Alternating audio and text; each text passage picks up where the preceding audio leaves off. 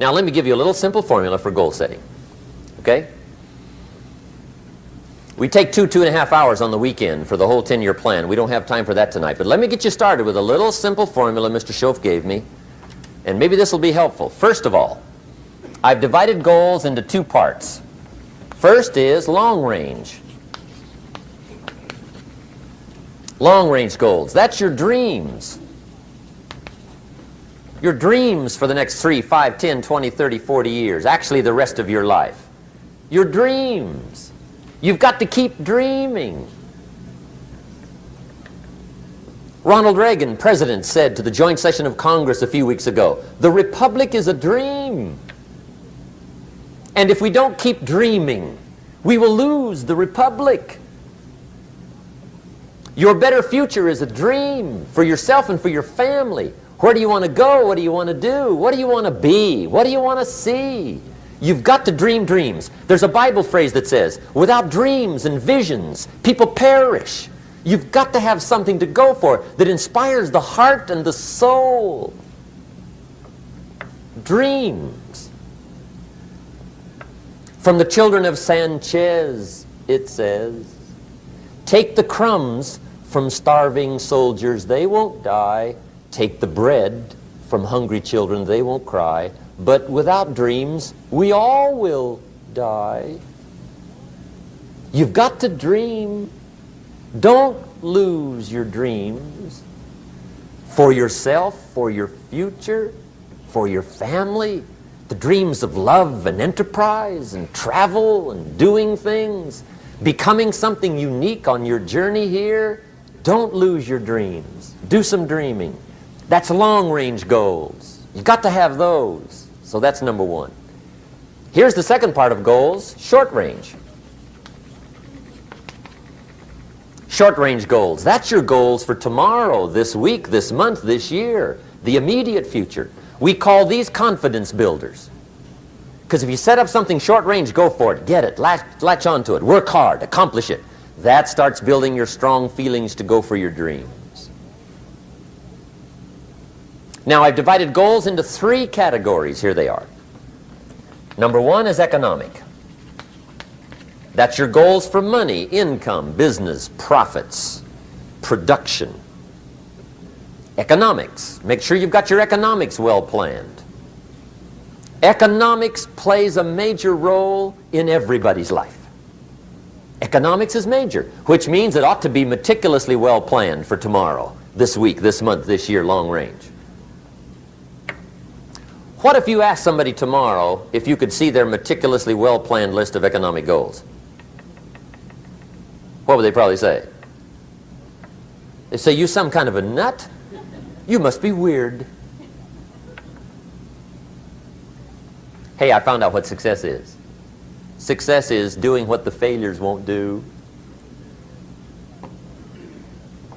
Make sure you've got your economics well planned. It'll put you in the top 5%.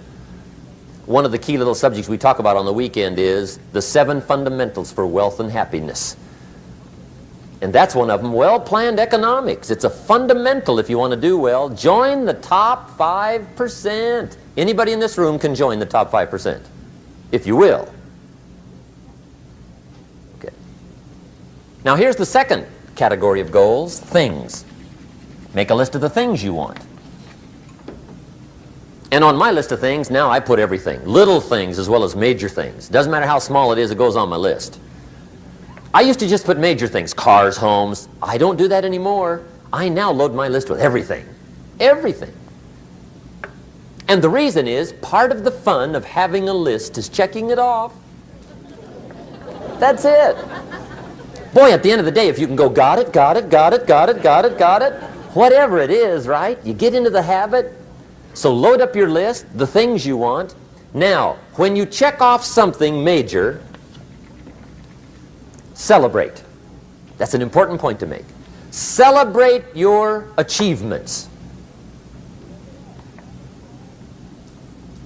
Live it up. Have a party when you reach something you've worked for a while. See, we all grow from 2 experiences. One is called the pain of losing. The other one is called the joy of winning. We need both of them. Amplify them as much as you can, which also means make losing painful. If you set up something, fooled around, didn't get it, put it on yourself. On the other side, if you did get it, congratulate yourself. Self-congratulations is a sign of maturity. Seeking congratulations is a sign of immaturity. But hey, winning and losing, see, that's what it's all about. That's the name of the game. Now, some people lead such mediocre lives, at the end of the day, they don't know whether they're winning or losing. They got no clue. Guy's just going through the day with his fingers crossed. There's a better way. Okay, here's the third category of goals, personal development. Put those goals together. Personal development goals. That's your goals to be stronger, more decisive, be a speaker, be a leader, learn a language, all kinds of skills. Okay? The whole weekend seminar was designed to improve all your skills so that you walk away more skillful. And that's what you want, the personal development skills. That's what attracts, that's what brings good things to your life, the person you become more skillful. Now, this is quite a package to work on. Economics, things, personal development. For tomorrow, this week, this month, this year, long range. Okay? That'll get you started. Now, here's the simple formula for setting goals. It goes like this. A, work on your goals. That's step one. Work on them. And I put the word work there deliberately. Setting goals is plain hard work. I don't want to kid you. We haven't come here tonight to kid each other.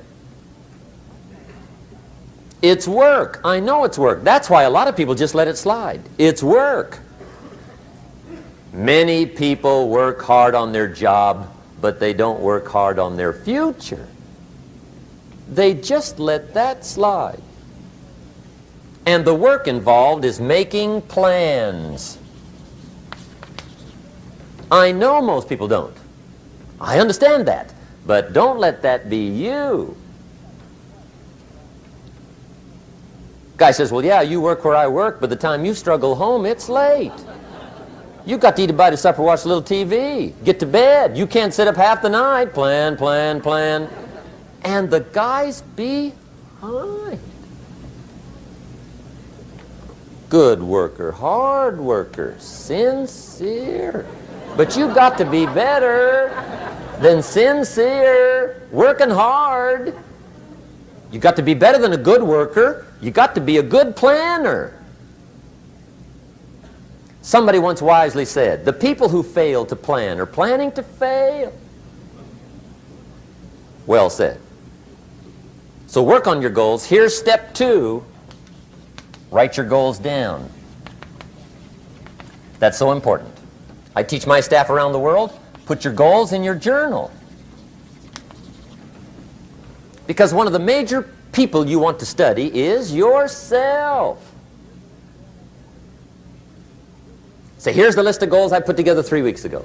Here's the list of goals I put together 2 years ago. Here's some of the changes I made, rearrangement of my priorities. I scratched these off, I put these on, I've gotten these. Study your accomplishments, study what your desires are.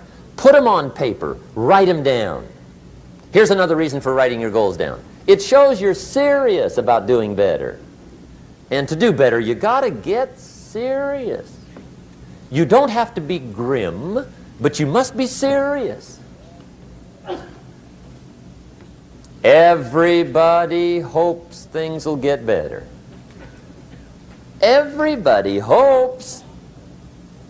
Poor people hope. That ought to tell you something. It means the future does not get better by hope.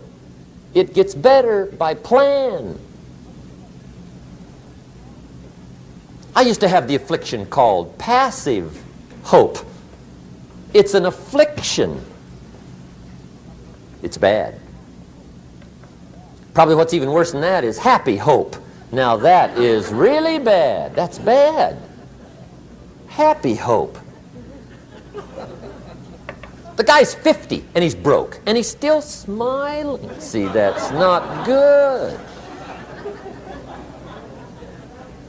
So get serious about your goals, put them on paper, write them down. There's all kinds, his goals, her goals, their goals. Business goals, financial independence goals, family goals. I mean, there's so many things to work on this that if you don't get busy and work on it, sure enough, the time will pass. And sure enough, 5 years from now, you'll wind up where you don't want to be, wearing what you don't want to wear, driving what you don't want to drive, being what you don't want to be. Now's the time to fix it. Now, here's the third step to your goals. Check the size of your goals and the kinds of goals. How big they are, what kind they are, affects you. And here's one of the important phrases of the evening. Your goals are affecting you, whatever they are. Your goals affect your handshake. Your goals affect your attitude, personality. Your goals affect the way you walk, the way you talk, the way you dress. All day long, we're being affected by our goals. Now, some people have goals, but they have such lousy goals. The effect is bad. I asked a guy one time, what are your goals for this month? The guy said, look, if I could just scrape up enough money to pay these lousy bills. That was his goal. I'm not saying it isn't a goal. It's a goal, but it's such a lousy goal, the effect is bad. You don't jump out of bed on Monday morning and say, oh boy, another chance to go out and scrape up the money to pay my lousy bills. See, you don't do that. Usually you say, oh, not another Monday.